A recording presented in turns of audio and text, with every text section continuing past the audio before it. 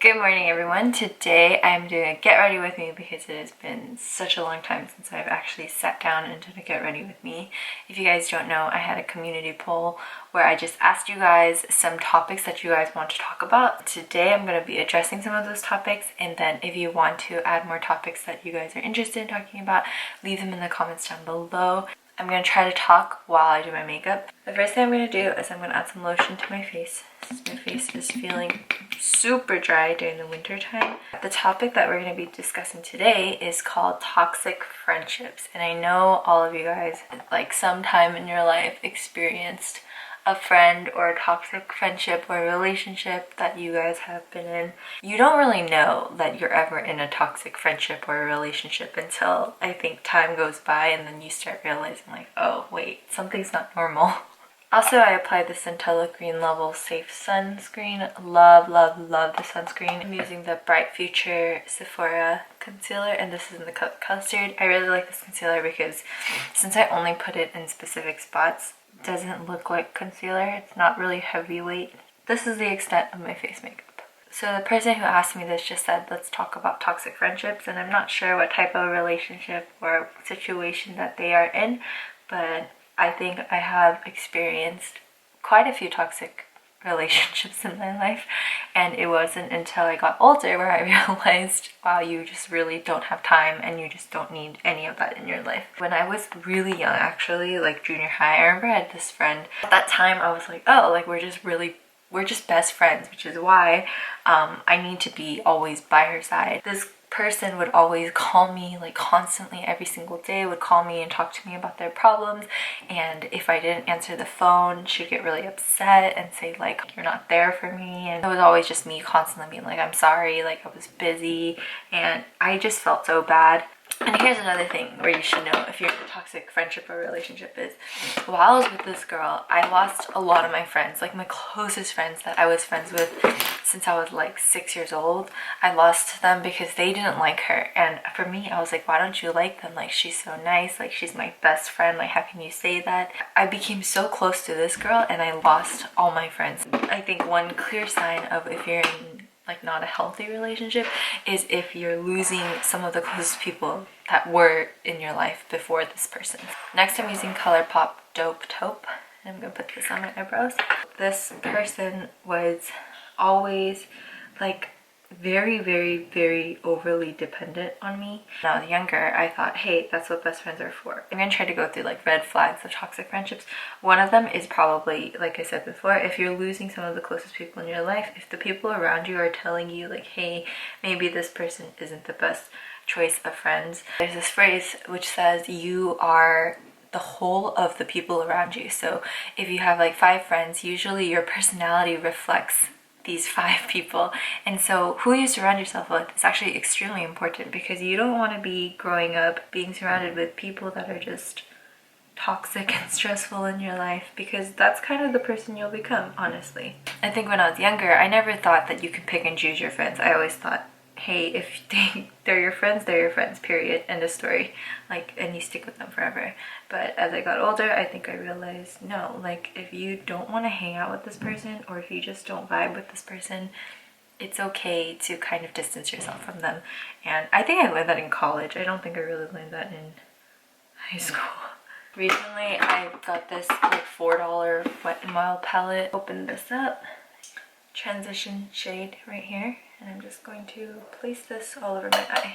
I don't know if I mentioned this before, but a good way, I think more for girls than guys, maybe guys too, is that a good way to gauge how well you'll get along with a specific girl when you first meet her is listen really carefully to what she talks about. What I mean is how she talks about her other friends and like her peers, because if you meet a girl and she's talking bad about her friend or another person or another female, I learned this through my high school friends, because in high school we were like in a group of girls, and I just remember like every time one of the girls like left, she's the next conversation. Like if this girl named Stacy left, then it would be like, okay, bye Stacy, and then we'd be like, oh my god, did you hear Stacy, blah blah blah blah. And I think that's honestly a #1 indicator of maybe she's not going to be the best girlfriend to you, because if she's doing that about Stacy, who is supposedly her close friend, I'm dang sure gonna be doing that for you. If all they're doing is talking bad on other people and other girls, especially their friends, I don't know, like, do you really want that person to be your friend? Next, I'm taking this color, this like burnt orangey red color, and I'm just gonna apply it like on the edge of my eye. So the second red flag that I would say for any relationship is listen to how they talk about other people. If they're always negative and pessimistic and just gossiping all the time, I think you should really consider, is this person worth it? Ask yourself questions like, is this person worth it? Is what I'm going through worth whatever this person is making me go through? And if you feel burdened, or you owe them something all the time, or they only want to talk about themselves, those are all signs of toxic relationships and toxic friendships. And I think it's good to just realize that. The scary thing about toxic relationships is that you don't think you're in one, because you will always tell yourself like, okay, but there are some redeeming qualities about them, which is true. And I'm not saying that these people are terrible people, but I'm just saying, is it worth it for your life and your time? Because the people that you hang out with is what's going to make your personality. And as you get older, you're going to run out of time. You don't have as much time as when you're in high school, because you're not always going to be seeing them, or in college where you're going to be living with them. Like, after college, you have to really pick and choose who you want your friends to be. And I think it's just so important that you know and surround yourself with people that are bringing you up and not down. Oh, I'm also using this Glossier Wilder powder, and I'm gonna put this on my forehead. So another way to spot out if you're in a toxic friendship is how they make you feel. I had a friend one time where I felt like extreme, like my heart rate would just increase every time they would come into the room. I started feeling super burdened, because I just felt like they were my responsibility, which no one should ever be your responsibility. Like, whether you're in a friendship or a relationship, like, they cannot rely on you to the point where you feel burdened and you feel like you're gonna have a heart attack because they're stepping into the room. And if that's the type of relationship you're in, that's also a toxic relationship.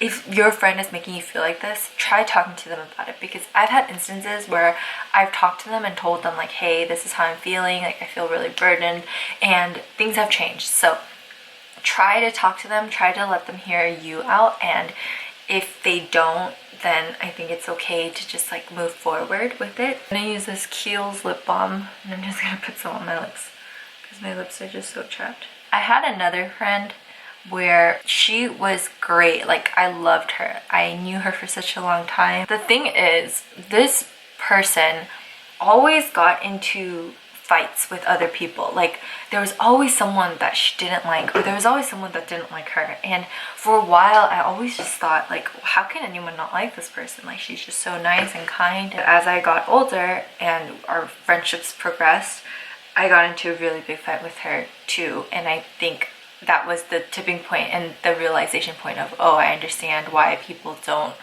really get along with her. And the reason was because it was very much everything she says is correct and everything you say is wrong. And that's another thing that I think you should take into consideration, is how much your friend is understanding you or trying to understand you. Because, you know, friendships can't just be where one person is always right and the other person is just like, okay, I'm sorry. It has to be an equal balance of listening to one another and just hearing each other out and trying to see each other's point, because no one wants to be in a friendship where you're just on your hands and knees for another person, and you never should be. So that's another example of finding out if this person is good for you. If I see her, I'm still like, hey, like, there's nothing wrong, but definitely we've gone our separate ways, which is fine. You just learn to live with the fact that sometimes you just can't keep all these people in your life. I know that there's like a quote, like, friends are there, let me try to find it. People come into your life for a reason, a season, or a lifetime. And when you figure out which it is, you'll know exactly what to do.